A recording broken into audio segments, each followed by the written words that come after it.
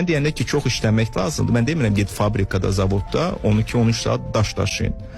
Azərbaycanda Allah şükür informasiya bağlılığı yoxdur. Biz Şimali Koreya deyilik. İnternet açıqdır, vlogerlərimiz pul qazanır. İndi süni intellekt gəlir, siz xarici işləyə bilərsiniz. Oturun və öz potensialınızı anlayın.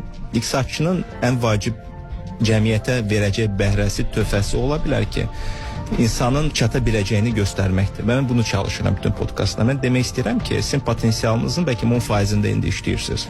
Və bu günahlandırma modunun burada böyük bir təsiri var. Çünki məndən asılı deyil, ölkə belədir, falan belədir, ədalət yoxdur, məhkəmə belədir, falan. Həmişə hamı günahkardır. Mən deyirəm, olarmı siz onu dəyişə bilmirik. Siz yalnız özünü dəyişə bilərsən. Bunu qırağa qoy və düşün yine. Mən başqa nə edə bilərəm? Gözləməməli ki, bu başına nəsə düşəcəkdir.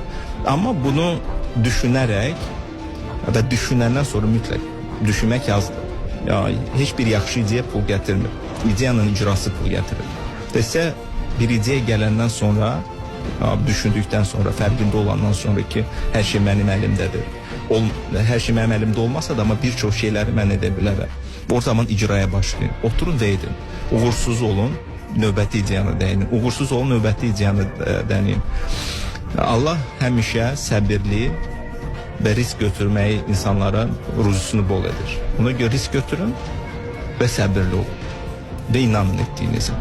Sadəcə oturub kimisə günahlandırmaqla məşğul olmayın.